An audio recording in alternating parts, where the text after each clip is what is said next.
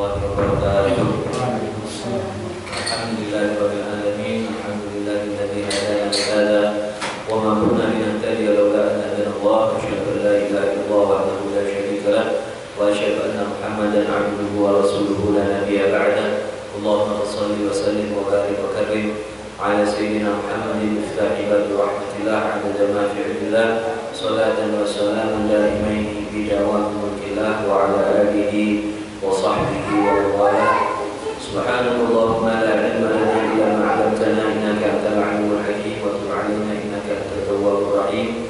Allahumma arina al-haqqa haqqan warzuqna ittiba'ahu wa arina al-batila batila warzuqna ijtinabah wa la taj'alhu 'alaina mushtabihan fanattabi'a al-hawa. Allahumma 'allimna ma yanfa'una wanfa'na bima 'allamtana wa zidna min ladunka 'ilman.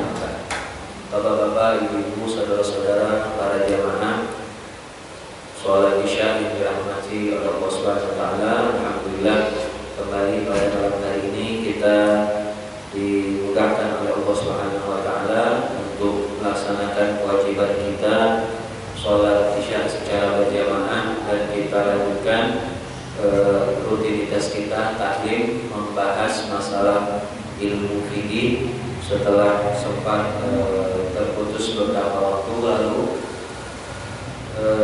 Semoga Allah Subhanahu wa taala memudahkan kita untuk selalu hadir dalam majelis seperti ini, dan kita bisa mendapatkan manfaat khususnya untuk memperbaiki ibadah kita dan hubungan kita kepada Allah Subhanahu wa taala. Amin ya rabbal alamin. Salawat serta salam selalu kita haturkan kepada Nabi kita Nabi Muhammad SAW, juga kepada keluarga beliau, para sahabat beliau, dan seluruh kaum muslimin yang mengikuti jalan beliau. Hadirin rahimahullah, bapak-bapak, ibu-ibu yang dirahmati oleh Allah Subhanahu wa taala. Kembali kita akan lanjutkan pembahasan kita yang sempat terputus ini, yaitu berkaitan dengan rukun-rukun sholat. Ya, untuk mengingatkan kembali bahwa rukun-rukun sholat ada 13. Yang pertama adalah niat, yang kedua takbiratul ihram, yang ketiga berdiri jika mampu di dalam sholat wajib, yang keempat membaca surat Al-Fatihah, yang kelima ruku', yang keenam i'tidal, bangkit dari ruku', yang ketujuh sujud sebanyak 2 kali, yang kedelapan adalah duduk di antara 2 sujud, kemudian yang kesembilan adalah membaca bacaan tasyahud akhir, yang ke-10 adalah duduk ketika membaca tasyahud akhir, yang ke-11 membaca sholawat kepada Nabi Muhammad SAW, kemudian yang ke-12 adalah salam sebagai penutup sholat, dan yang ke-13 tertib atau berurutan. Yang telah kita jelaskan pada pertemuan-pertemuan lalu adalah sampai rukun yang ke-7, yaitu tentang sujud. Ya, berikut ini kita akan lanjutkan rukun yang ke-8. Sebelum kita masuk ke rukun yang ke-8, saya ingin sedikit untuk mengulangi apa yang sudah kita pelajari berkaitan dengan sujud pada pertemuan yang lalu. Di dalam sujud ada beberapa syarat yang harus dipenuhi. Sujud itu sendiri merupakan posisi ketika seseorang meletakkan kepalanya di lantai, dan dengan posisi seperti membungkuk di lantai. Sujud memiliki 7 syarat. Yang pertama adalah harus sah terlebih dahulu rukun-rukun atau perbuatan-perbuatan yang wajib sebelum sujud. Harus sah terlebih dahulu rukun-rukun yang ada sebelum sujud. Rukun-rukun sebelum sujud, misalnya rukuknya, iktidalnya, itu semua harus sah dulu. Kalau kita tidak sah, misalnya belum rukuk, atau kita sudah rukuk tetapi tidak sah rukuknya karena tidak lengkap syaratnya, maka kita harus kembali dulu pada rukuk. Tidak boleh sujud dulu, tapi rukuk dulu. Ya, harus posisi rukuk, kita rukuk, kemudian kita lanjutkan dengan iktidal, baru sujud. Ya, jadi tidak benar kalau misalnya kita sujud sementara sebelumnya ada yang kurang, ada yang salah untuk rukun. Berbeda kalau yang kurang atau yang salah itu adalah sunnah. Sunnah itu kan sesuatu yang boleh dilakukan, boleh tidak. maka kalau sudah terlewat yang sunnah itu tidak masalah, ya, tidak masalah. Kemudian yang kedua, ketika melaksanakan sujud, dia sujud yang tersebut ketika dia membungkukkan tubuhnya itu tujuannya memang untuk bersujud, bukan untuk hal yang lain. Misalnya dia mau ngambil barang atau karena dia ketakutan dan lain sebagainya sampai dia sujud, ya, maka sujud itu tidak sah. Kalau sampai itu terjadi, misalnya dia sujudnya itu karena hal yang bukan sujud, maka dia harus kembali dulu ke posisi awal, ke posisi iktidal, posisi berdiri. Baru kemudian dia sujud dengan niat mau bersujud. Ya, jadi tidak boleh dia membungkuknya itu karena hal lain. Kalau dilakukan, dia harus kembali dulu ke posisi awal, kemudian baru sujud kembali. Yang ketiga adalah dalam sujud itu harus melakukan tumakninah, yang artinya berhenti sejenak, ya, membuat posisi tubuh kita sempurna, terdiam. Ya, tumakninah ini jaraknya kurang lebih seperti seseorang membaca tasbih subhanallah, begitu saja. Jadi tidak terlalu lama. Sujud subhanallah itu sudah batas minimum. Kalau kita lakukan sujudnya sudah sah.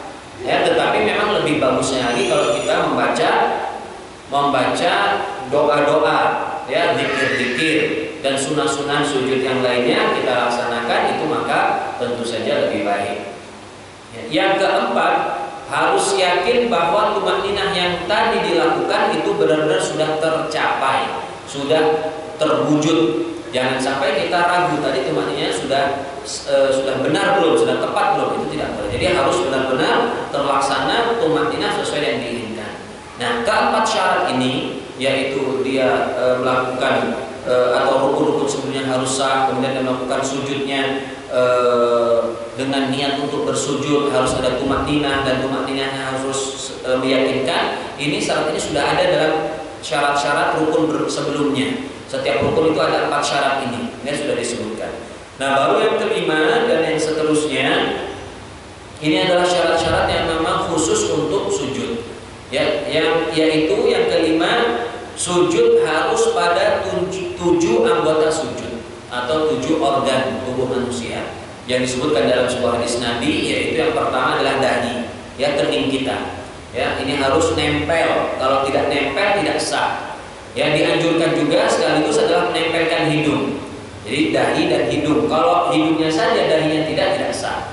Kalau dahinya saja tanpa hidung sah, tetapi dia tidak mendapatkan sunnah. Ya. Kemudian kedua telapak tangan, ya, telapak tangan, bukan punggung tangan, bukan sisi tangan, ya, dan bukan lengan, ya, di sini. Misalnya ini kita letakkan, kemudian telapaknya kita angkat begini. Ya, ini tidak benar. Jadi harus memang posisinya adalah telapak tangan kedua-duanya. Jadi ini sudah 3. Yang keempat dan kelima adalah 2 lutut. Ini dua-duanya harus nempel, tidak boleh ada yang diangkat. Ya. Dan yang terakhir adalah kedua ujung kaki, telapak kaki pada posisi jari-jari. Itu dua-duanya nempel ke lantai. Kalau dalam sujud kita angkat begini sampai akhir sujud, maka sujud kita tidak sah. Ya, jadi harus diulang. Jadi harus ada posisi nempelnya di lantai. Ya, minimal seperti orang membaca tasbih tadi, tumakninah. Ya, itu nanti yang terhitung sebagai sujudnya. Nah, inilah 7 anggota sujud yang harus dipenuhi ketika seseorang bersujud. Kemudian syarat yang keenam adalah dahi yang ditempelkan di lantai itu harus dalam posisi dahi yang terbuka, tidak tertutup. Ya, dengan peci misalnya, atau kalau ibu-ibu dengan mukenanya atau dengan serban yang kita bawa tidak boleh tertutup. Jadi harus terbuka. Ya, seperti kita dalam posisi biasa. Inilah yang kita tempelkan. Meskipun yang terbuka tersebut adalah sebagian saja. Dahi kita ini kan lebar. Jadi tidak semua harus dari ujung ke ujung. Segi 4 ini nempel semua di lantai. Yang penting sebagiannya saja. Terserah mau bagian mana, mau di tengah, mau di samping sebelah sini, mau di atas, silakan. Ya, yang penting dahinya ini, bagian dahi ini harus nempel di lantai, meskipun hanya sebagian. Kalau ada sebagian yang sudah nempel secara benar, ya, maka sujudnya sudah tepat, sudah benar. Ya. Kemudian yang ketujuh, tidak boleh bersujud pada sesuatu yang bergerak. Pada sesuatu yang bergerak dengan pergerakan tubuh kita. Sesuatu yang bergerak dengan pergerakan tubuh kita itu apa misalnya? Misalnya kopiah ini. Kopiah ini kalau kita berdiri kan ikut kita, kalau kita sujud ikut terus ya. Seperti juga serban, kalau kita pakai serban, ini ikut kita ke posisi mana saja kita bergerak. Jadi ketika kita sujud tidak boleh kita jadikan alas sujud tersebut dari sesuatu yang bergerak dengan pergerakan tubuh kita. Misalnya bagaimana? Misalnya pecinya ini kita turunkan, ya, kita letakkan sampai ke dahi, lalu kita sujud di atas peci ini. Berarti ini yang kita bersujud pada sesuatu yang bergerak dengan pergerakan kita. Ini tidak sah. Begitu juga pas kita sujud, kita letakkan ya serban ini misalnya kita letakkan di posisi tempat kita sujud, tidak boleh juga. Ya. Nah, syarat yang ke-7 ini memang hanya ada di dalam mazhab Imam Syafi'i. Ya, dalam mazhab yang lain itu anjuran saja. Bahkan ada yang tidak mensyaratkan sama sekali. Tapi dalam mazhab Imam Syafi'i ini wajib, harus diperhatikan. Ya, tidak boleh tidak. Artinya kalau dia sujud pada sesuatu yang bergerak, maka sujudnya tidak sah. Ya, dan oleh karena itu sholatnya pun bisa menjadi tidak sah juga. Gitu. Dan yang ke-8, syarat yang ke-8 dalam sujud adalah posisi punggung atau pinggul ini harus lebih tinggi daripada posisi kepala. Jadi posisi sujud itu harus, ya mungkin bahasa kita menungging lah ya, begini. Posisinya menunduk begini. Ya, ini harus posisi begini. Kecuali dalam keadaan darurat. Keadaan darurat seperti apa? Seperti misalnya yang dikatakan oleh Sayyidina Umar, beliau memerintahkan kalau orang yang dalam keadaan dempet-dempet ya rapat lalu mau sujud, maka yang tidak dapat lantai dia bersujud pada punggung orangnya yang temannya yang di depan. Itu boleh. Ya, boleh saja. Itu dalam keadaan darurat, tapi ya di zaman sekarang bisa dikatakan hampir tidak ada. Ya, kecuali misalnya mungkin saja terjadi adalah kalau misalnya orang sholat di anak tangga. Ya, di atas anak tangga. Ya, dengan posisi menghadap ke arah tangga. Dan ini kalau dilakukan misalnya memang keadaan masjid sudah penuh dan lain sebagainya, tidak ada tempat lagi, ya dia sujud di tempat tersebut. Ya meskipun ya kadang-kadang kalau di anak tangga kita masih bisa memposisikan tubuh kita agak naik ya. Kalau anak tangga seperti itu karena anak tangga kan kecil-kecil, ya pendek-pendek. Jadi kita biasanya anak tangga itu kita masih bisa kepala kita posisikan di bawah meskipun tidak terlalu nukik, ya tidak terlalu menukik begitu. Kemudian yang ke-9 adalah membiarkan kepala kita ini jatuh ke tempat lantai. Maksudnya apa? Jangan kita tahan. Ya, dan khususnya ini pada alas atau pada tempat sujud kita yang empuk. Misalnya di karpet yang tebal atau kita sholat di kasur ya, di busa, itu jangan kita tahan, kita cuma nempel di atas di atas posisinya saja. Jadi benar-benar harus kita lepas, jadi ketekan ke bawah sampai terasa dasarnya, sampai bagian yang keras. Ya nggak harus kerasa banget yang bawahnya ya, tapi yang penting keras, sudah tidak bisa tertekan dan itulah posisi kita sujud. Jadi tidak boleh kita ngambang begitu, posisinya tidak boleh ngambang ya. Nah, tapi kalau misalnya karpetnya ini keras seperti karpet di masjid ini atau sajadah yang umumnya ya seperti ini, ya ini biasa saja kita letakkan saja sudah cukup. Ya, sudah kita letakkan saja sudah cukup. Tidak perlu kita tekan terlalu keras ya, tidak perlu kita tekan terlalu keras. Nah, ini ya, ada 9 syarat yang harus dipenuhi bagi seseorang untuk melaksanakan sujud yang benar ya, sesuai dengan yang dicontohkan atau yang lakukan oleh Rasulullah Shallallahu Alaihi Wasallam. Kemudian kita akan lanjutkan pembahasan untuk hari ini, yaitu rukun yang ke-8, duduk di antara 2 sujud. Jadi sudah sujud, kita duduk sekarang. Nah, duduk di antara 2 sujud ini termasuk atau disebut di dalam mazhab Syafi'i ini dengan rukun pendek. Jadi seperti yang pernah kita pelajari waktu itu, kalau kita masih ingat dalam pembahasan i'tidal. I'tidal itu juga rukun pendek. Jadi di dalam seluruh rukun sholat yang 13 ada 2 rukun pendek, yaitu i'tidal dan duduk di antara 2 sujud. Ya. disebut rukun pendek karena memang rukun ini fungsi utamanya adalah untuk membatasi antara gerakan sebelumnya dan setelahnya. Kalau i'tidal itu untuk membatasi antara ruku dengan sujud. Kalau orang sudah ruku lalu dia mau sujud langsung tanpa dibatasi, maka dia akan langsung turun. Ya, sementara dalam sholat itu dia berdiri dulu. Ini i'tidal, jadi hanya pembatas. Begitu juga sujud. Ketika seorang sujud lalu akan lakukan sujud yang kedua, ini tidak akan mungkin dilakukan kecuali dia berdiri dulu, baru kemudian dia sujud. Jadi karena fungsinya adalah untuk memisah dua gerakan tersebut, maka disebut hanya sebagai rukun pendek. Nah, nanti ada konsekuensi dari rukun pendek ini. Nanti akan disebutkan di sini ada konsekuensi daripada rukun pendek di dalam sholat tersebut. Nah, di dalam duduk di antara dua sujud ini ada 6 syarat yang harus dipenuhi. Syarat 1 sampai 4 sama dengan syarat sebelumnya, 1 sampai 4 di dalam sujud. Yang pertama adalah rukun-rukun sebelum duduk itu harus sah semua dulu. Kalau tidak sah harus dipenuhi dulu. Ya. Kemudian dia duduk itu tidak karena tujuan lain selain duduk di antara dua sujud. Misalnya dia terkejut, bangun, takut dia bangun dan lain sebagainya, ya, maka bangunnya tersebut tidak bisa dijadikan sebagai alasan untuk duduk. Dia harus kembali sujud dulu, baru kemudian dia duduk kembali. Ini begitu. Kemudian harus melakukan tumakninah, yaitu berhenti sejenak. Kemudian yang keempat adalah harus yakin telah terwujudnya tumakninah tersebut. Nah, jadi 1 sampai 4 ini sama seperti sebelumnya. Yang kelima, harus duduk secara sempurna. Duduk secara sempurna itu maksudnya apa? Maksudnya adalah ketika kita dari sujud, kita duduk memang benar-benar duduk secara tegap, secara mantap, secara kita dikatakan sudah duduk.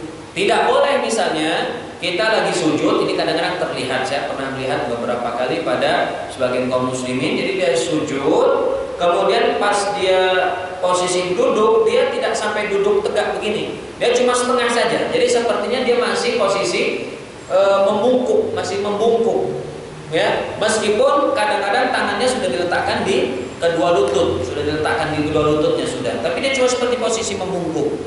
Bahkan kadang-kadang ada yang tangannya masih di lantai. Nah, itu bukan duduk. Ya, itu bukan duduk. Jadi di sini disyaratkan harus duduk secara sempurna. Duduk yang sempurna. Ya, nanti tentang bagaimana bentuk duduknya, ya, cara-caranya itu nanti akan kita bahas dalam sunnah-sunnah sholat. Ya, ini kita kan masih yang penting rukunnya dulu, ya, rangka utamanya dulu. Jadi yang penting dia duduk. Ya, duduk ini nanti terserahnya sebenarnya mau duduk seperti apa saja terserah, yang penting duduk saja. Tapi nanti ada sunnahnya, misalnya duduk yang iftirosh, posisi tangan di atas lutut dan lain sebagainya, itu sunnah-sunnah semua. Ya, yang penting di sini duduk saja, duduk dengan cara apapun.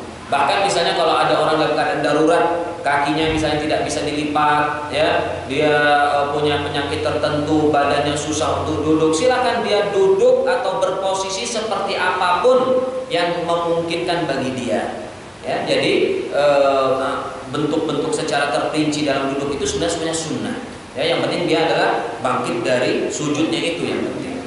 Kemudian yang keenam adalah tidak memanjangkan duduk tersebut melebihi bacaan yang diajarkan atau yang umum memang disebutkan dalam hadis-hadis. Artinya apa? Harus sesuai dengan kadarnya saja, tidak boleh panjang-panjang. Inilah yang saya katakan tadi konsekuensi dari rukun pendek. Karena rukun pendek tidak boleh dipanjangkan. Jadi harus sesuai dengan kadarnya saja. Ya, seperti yang bacaan doa yang biasa kita baca, Rabbighfirli warhamni wajiburi, seperti itu saja. Ya, dan ada dalam hadis yang lain, tambahan yang lain ada, tapi tidak panjang-panjang. Kurang lebih seperti itu. Jadi dia tidak boleh membaca dengan bacaan yang panjang melebihi kebiasaan, tidak boleh. Harus sesuai dengan bacaan doa yang ada. Nah, inilah ada 6 rukun di dalam duduk di antara dua sujud. Jadi 1 sampai 4 seperti tadi dalam rukun-rukun sebelumnya harus sah sebelum rukun-rukun sebelum duduk ini duduknya itu adalah memang khusus untuk duduk di antara dua sujud, bukan karena tujuan lain. Ada tumakninah dan harus yakin tumakninahnya sudah ada. Kemudian dia duduk secara sempurna, dan yang tujuh tidak memanjangkan bacaan dalam duduk di antara dua sujud tersebut. Berikutnya adalah rukun yang ke-9, tasyahud akhir. Sebelum kita lanjutkan, saya buka pertanyaan dulu. Ya, mungkin kalau ada masalah dalam masalah duduk di antara dua sujud ini, kami persilahkan kalau ada yang bertanya. Tidak ada? Oh, baik. Saya lanjutkan sedikit. Ini rukun yang ke-9 ini sebenarnya agak panjang, ya.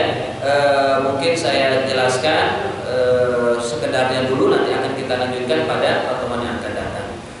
Jadi yang rukun yang ke-9 adalah membaca bacaan tasyahud pada tasyahud akhir. Kita ketahui bersama tasyahud itu ada dua. Ada tasyahud awal, ada tasyahud akhir. Yang dimaksud dalam rukun di sini adalah tasyahud akhir, yaitu tasyahud yang kemudian setelah itu ada salam. Ya. Kalau tasyahud yang tidak diikuti salam itu adalah tasyahud awal.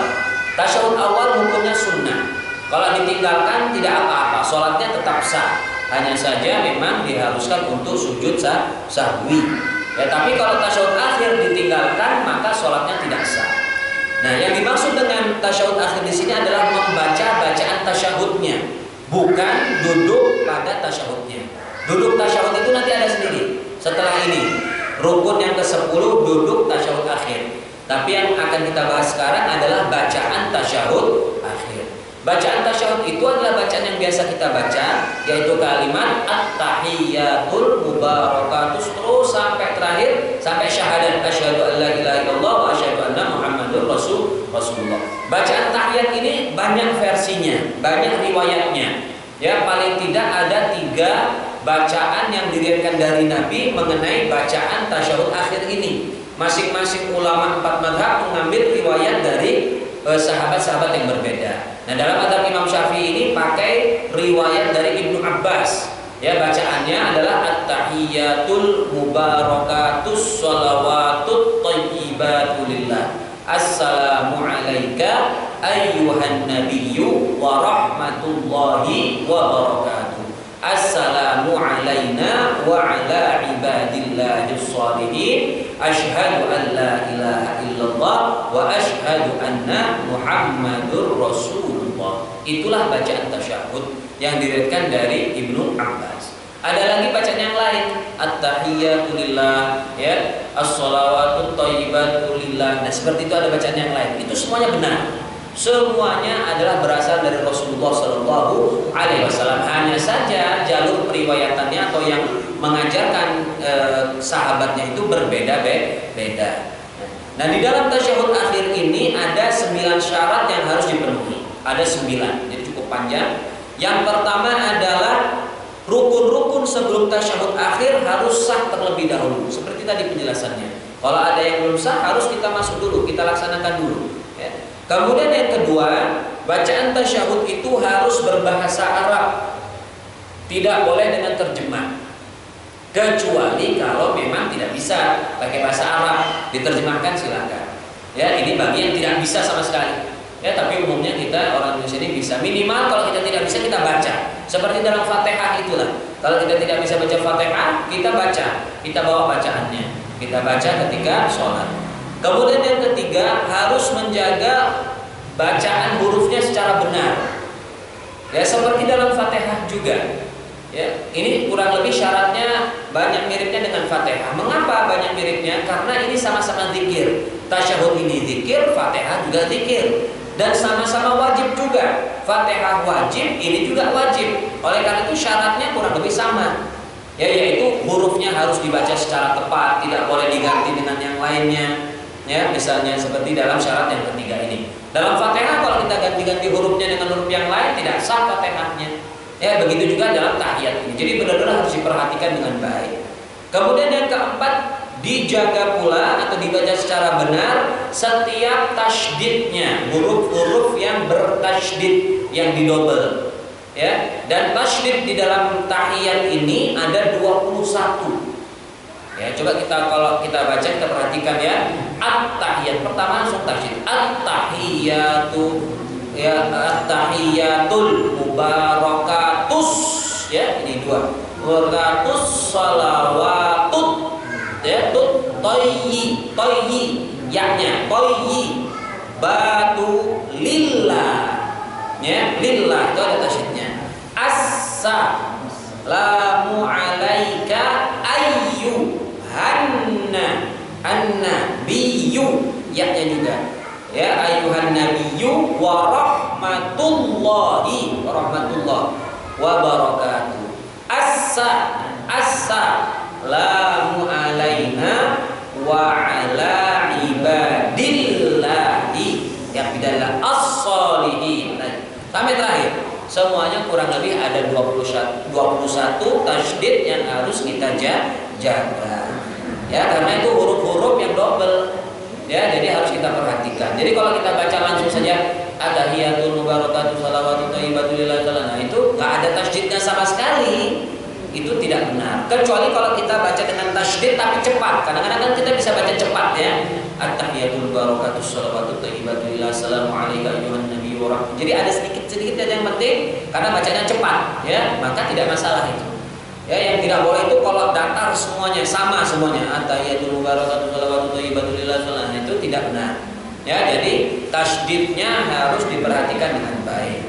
Yang kelima, ini juga masih sama dengan syarat di dalam surat Al-Fatihah. Dalam membaca Al-Fatihah tidak boleh membaca bacaan atau tidak boleh salah dalam membaca bacaannya yang merusak makna. Ya, kalau dalam Fatihah kan misalnya an'amta dirubah jadi an'amtu, itu berubah makna. Nah, kalau di tahiyat kalau sampai ada yang berubah makna juga tidak benar, ya, tapi jarang. Yang kita kalau orang Indonesia ini umumnya bacanya sesuai yang ada itulah, jadi hampir tidak mungkin ada perubahan. Kemudian yang keenam, harus dibaca dalam keadaan duduk secara sempurna tadi itu, duduk tahiyat akhir. Jadi tidak boleh misalnya pas lagi posisi mau bangun dari sujud sambil kita baca begitu, itu tidak boleh. Jadi harus duduk dulu, kita tenang dulu duduk baru kita baca. Yang ketujuh, ini juga sama dengan yang ada di dalam bacaan Fatihah, harus memperdengarkan kepada dirinya. Ya, dalam Fatihah kan juga seperti itu yang sudah saya jelaskan, bahwa para ulama sepakat dalam ulama 4, ya, bahwa setiap bacaan zikir di dalam sholat, khususnya yang wajib-wajib, yang rukun, maka dia harus dilafalkan dan memperdengarkan dirinya sendiri minimal. Ya, jadi tidak boleh misalnya baca Fatihah mulutnya terkatup, lidahnya tidak bergerak, bacanya dalam hati, tidak benar. Takbir juga termasuk tahiyat akhir. Ya, dan juga sebenarnya bacaan zikir-zikir yang lain. Kita baca misalnya dalam ruku, dalam sujud, dalam i'tidal, itu harus bergerak mulut ini. Karena kalau tidak bergerak kita baca dalam hati, bacaan dalam hati itu tidak dihitung, tidak dianggap.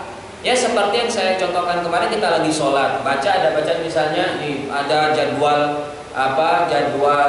khotib misalnya, dia kebaca, atau ada bacaan dilarang bawa HP, kebaca, ada orang pakai baju tulisannya macam-macam, kebaca, bacanya tapi dalam hati, batal tidak sholatnya? Tidak batal. Mengapa? Karena dia bacanya dalam hati, dan bacaan dalam hati itu tidak dianggap. Begitu juga kalau kita baca bacaan dalam sholat ini dalam hati, maka bacaan tersebut sepertinya tidak ada. Seperti orang menghayal kalau kita baca dalam hati. Kita lagi sholat, imamnya lagi baca panjang, kita kan nggak terlalu, misalnya nggak hafal, nggak bisa mengikuti. Pikiran kita misalnya kemana-mana. Itu kan seperti kita membaca, kita seperti bercerita, ya, dalam khayalan kita itu. Itu kan tidak membatalkan, hanya saja memang mengurangi nilai sholat. Ya, nah seperti itu juga lah kita di dalam zikir itu tidak boleh mulut terkatup, bibir tidak bergerak sama sekali, maka bacaan tersebut tidak dianggap bacaan, ya, tidak dianggap bacaan. Dan yang terakhir yang ke-9 adalah dibaca, yang ke-8 dulu, yang ke-8 adalah dibaca secara berurutan. Itu kan ada kalimat-kalimat at-tahiyatul mubarakat, itu dibaca secara urutan semua, ya, tidak yang di belakang dimajukan, yang dibolak-balik, itu tidak boleh. Dan yang terakhir adalah dibaca secara langsung, ya, artinya tidak boleh berhenti di tengah-tengah. Seperti kita dalam Fatihah, misalnya kita Fatihah Ar-Rahmanir Rahim, berhenti tanpa alasan, tanpa apa, diam baru lanjut lagi, itu tidak benar. Itu harus nanti diulang lagi baca Fatihah. Begitu juga di sini, dibaca secara langsung, at-tahiyatul mubarakatuh shalawatut Kecuali kalau kita butuh tarik nafas, ya itu beda lagi. Kita bernafas, lanjutkan lagi bernafas. Tidak boleh kita mikir dulu, merenung dan lain sebagainya, baru kita lanjutkan. Itu tidak diperkenankan. Nah itulah rahimakumullah 9 syarat yang ada di dalam tasyahud akhir. Dan insyaallah kita akan lanjutkan syarat yang lainnya pada pertemuan yang akan datang. Sebelum kita tutup seperti biasa, kalau ada pertanyaan kami silakan. Silakan Ibu.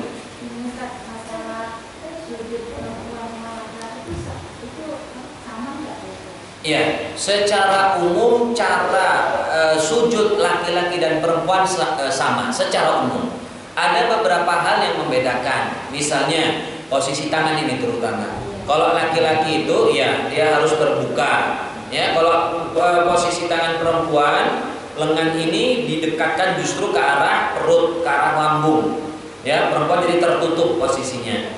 Ya, kemudian juga paha ini laki-laki memang dianjurkan terbuka. Ya, maksudnya agak jauh dari punggung. Jangan paha ini jangan nempel di perut. Kalau perempuan lebih bagus lebih mengkerucut atau mengkerut ke dalam. Ya, jadi itu bedanya yang sedikit seperti itu. Yang sementara gerakan-gerakan yang lainnya sama. Meletakkan dahinya, meletakkan tangannya, posisi tangan itu ada di bawah pundak, semuanya sama. Nanti ada penjelasan secara terperinci semua. Posisi tangan ini menghadap ke depan, terbuka, tidak terkepal, ya rapat, tidak terbuka, lebar dan lain sebagainya. Itu semuanya nanti akan kita jelaskan dalam sunnah-sunnah sujud, ya. Dan sekali lagi secara umum semuanya sama. Hanya sedikit saja ya bagian tangan ini, ya bagian tangan ini tertutup bagi perempuan, bagi laki-laki terbuka. Kecuali kalau sholat jamaah, jangan kita paksakan terbuka. Ya itu menyakiti orang lain. Atau kadang-kadang ada yang keterlaluan. Ya sujudnya langsung ke depan supaya dia bisa membuka tangannya. Itu juga tidak pantas, ya tidak baik dalam pelaksanaan sholatnya. Wallahu a'lam. Ada lagi? Ya. Waalaikumsalam warahmatullahi wabarakatuh. Ada doa.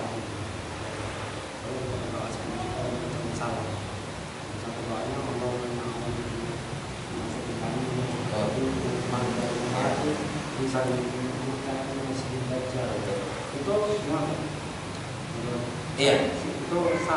Iya. Jadi memang Rasulullah Shallallahu Alaihi Wasallam dalam berbagai hadis yang sahih memang mengajarkan kepada kita untuk setelah kita membaca bacaan tahiyat ini, kemudian membaca sholawat, sebelum salam kita diminta untuk berdoa. Secara umum doanya boleh apa saja, tapi yang terbaik adalah yang diajarkan oleh Rasulullah Shallallahu Alaihi Wasallam seperti tadi dibaca oleh Bapak. Ya Allahumma inni a'udzubika min adzabi jahannam wa min adzabil qabri wa min fitnatil mahya wal mamat wa min syarri fitnatil masiihid dajjal. Lalu ada bacaan yang lain juga, Allahumma firli ma qaddamtu wa ma akhartu wa ma asrartu wa ma alantu. Terus ada lagi bacaan.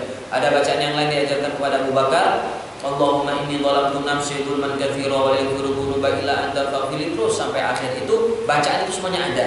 Ya, dan itu diajarkan. Bahkan hukumnya sunnah yang tinggi nilainya. Ya, jadi bagus sunnah angkat. Ya, jadi itu kita baca sebelum kita mengucapkan salam. Ya, dan termasuk tempat yang mustajab menurut sebagian ulama. Ya, karena dalam sebuah disebutkan di ujung daripada sholat atau di duburis sholat, di belakang sholat. Di belakang sholat itu penafsirannya macam-macam. Ada yang setelah sholat, ya setelah salam doa. Ada yang di ujung sholat penafsirannya, ya. Ya, jadi itu perbedaannya. Jadi termasuk dari tempat-tempat yang mustajab untuk kita berdoa di dalamnya. Sebenarnya bukan sujud terakhir saja. Di dalam setiap sujud kita itu dianjurkan banyak berdoa karena dalam semua posisi sujud itu adalah mustajab. Ya, jadi Rasulullah tidak membatasi sujud akhir. Tidak ada pembatasan sujud terakhir. Semua posisi sujud dari rakaat pertama itu adalah tempat yang mustajab di dalam doa. Wallahu a'lam. Tapi mengganggu kita jadi sebagai imam. Nah, kalau sebagai imam maka memang ada adab imam. Ada adab-adab sebagai imam. Imam itu harus membaca dengan bacaan yang standar. Tidak boleh membaca terlalu cepat dan tidak boleh membaca terlalu panjang. Ya, jadi harus bacaan yang standar. Terlalu cepat kadang-kadang kasihan ada yang tidak bisa mengejar.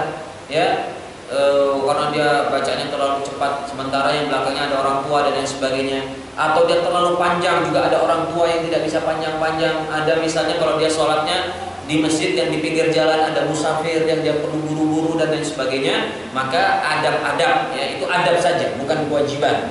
Kalaupun dia lakukan dengan panjang-panjang ya sah-sah saja sholatnya. Hanya saja itu kurang adabnya, kurang tata keramanya ya. Dia tidak mengetahui tata krama sholat yang baik, begitu saja. Allah. Silakan. Jika ternyata kita kan hidup dari kapan waktu awal langsung iya. Kemudian ada yang dikatakan bagaimana? Iya, menunjuk tangan, menunjuk jari, ya ini adalah sunnah dengan disepakati oleh seluruh ulama. Menggerakkan, ya, menggerakkan ini memang penafsiran para ulama berbeda-beda. Menggerakkan, ada yang menyatakan menggerakkan itu adalah sekali itu saja, langsung turun, itu menggerakkan juga. Ada juga yang digerakkan seperti berkali-kali, itu ada. Nah, yang sebatas yang saya tahu, kalau di dalam mazhab 4 itu tidak ada yang menggerakkan berkali-kali begini, kecuali dalam mazhab Imam Malik. Dalam mazhab Imam Malik memang digerakkan berkali-kali, tapi bergeraknya bukan naik turun, tapi kanan kiri. Kenapa kok kanan kiri? Gak ada dalilnya memang. Gak ada penjelasan bahwa Rasulullah itu menggerakkannya naik turun atau kanan kiri. Jadi ini hasil ijtihad saja. Hasil ijtihad kanan kiri begini. Ya. Nah, kalau di dalam mazhab Imam Syafi'i menggerakkan itu memang ada hadis menggerakkan, karena menggerakkan jari itu adalah merupakan istilahnya memukul atau mengadab setan lah gitu. Kalau saya agak lupa sekarang teks hadisnya. Ya, jadi menggerakkan itu kalau dalam mazhab Imam Syafi'i adalah sekali ketika membaca syahadat, asyhadu alla ilaha illallah. Ketika membaca illallah dinaikkan, ini digerakkan. Ya, digerakkan sampai akhir sholat, sampai selesai salat, salam, baru selesai salam kita letakkan kembali. Itu dalam mazhab Imam Syafi'i. Dalam mazhab Imam Ahmad beda lagi. Dalam mazhab Imam Ahmad itu digerakkan setiap kali menjumpai lafaz Allah, lafaz jalalah, lafaz Allah, kalimat Allah. Dari awal tasyahud kita bacakan at-tahiyyatul mubarakatus shalawatut thayyibatu lillah. Pas lillah naik dia, tapi langsung turun lagi. Pas lillah naik langsung turun lagi. Ini mazhab Imam Ahmad. Assalamu alayka ayyuhan nabiyyu wa rahmatu. Ada Allah ya. Wa naik turun lagi. Wa rahmatullahi wa barakatuh. Assalamu alayna wa ala ibadillah. Naik turun lagi. Itu dalam mazhab Imam Ahmad seperti itu sampai akhir tahiyat. Ada mazhab Imam Abu Hanifah. Mazhab Imam Abu Hanifah itu naik tapi sebentar, naik langsung turun lagi dalam bacaan tasyahud. Tapi saya agak lupa sekarang permulaannya di mana naiknya. Apakah dari asyhadu alla ilaha illallah atau pas wa asyhadu anna muhammadar rasulullah. Ya, kalau yang tidak salah, saya ingat saya ketika asyhadu alla ilaha illallah. Asyhadu alla, dari awal asyhadu alla ilaha illallah ya, langsung turun wa asyhadu anna muhammadar rasulullah. Jadi dia naik sebentar turun. Habis itu sampai akhir tidak naik lagi. Jadi ada memang penafsiran yang bermacam-macam karena memang tidak ada dalilnya secara spesifik. Ya, apakah ada juga yang sebagian yang saya lihat kaum muslimin sekarang dia angkat dari awal begini terus. Ya, itu saya sendiri kurang tahu ini ikut mazhab mana ya, tapi saya kira ini ikut mazhab ulama zaman sekarang, ada menafsirkannya ya. Itu ada yang angkat dari awal begini tanpa bergerak, ada yang langsung bergerak dan lain sebagainya. Tapi kalau dalam mazhab Imam 4 mazhab yang saya jelaskan tadi ya, yang saya jelaskan tadi. Jadi ada yang Imam Syafi'i di tengah-tengah tasyahud, ya, Imam Ahmad itu dalam setiap kalimat Allah, ada Allah langsung naik turun lagi, Allah naik turun lagi, begitu, ya. Itu penafsiran macam-macam sesuai dengan pemahaman para ulama tersebut masing-masing. Wallahu a'lam. Ada lagi, Pak? Cukup. Baiklah, alhamdulillah kita tidak ada. Inilah yang bisa saya sampaikan, ya. InsyaAllah kita lanjutkan pada pertemuan yang akan datang. Semoga apa yang telah kita dengar ini bisa menjadi ilmu yang bermanfaat bagi kita, dan yang paling penting bisa kita amalkan, kita praktekkan sehingga ibadah kita bisa menjadi lebih baik lagi, ya, dan bisa memberikan pahala yang lebih besar dengan menambah kekhusyuan kita kepada Allah Subhanahu wa taala. Aku qouli hadza wa sallallahu wa lakum wa sallallahu ala sayyidina Muhammadin wa ala alihi wa sahbihi ajma'in. Walhamdulillahirabbil alamin. Wassalamualaikum warahmatullahi wabarakatuh.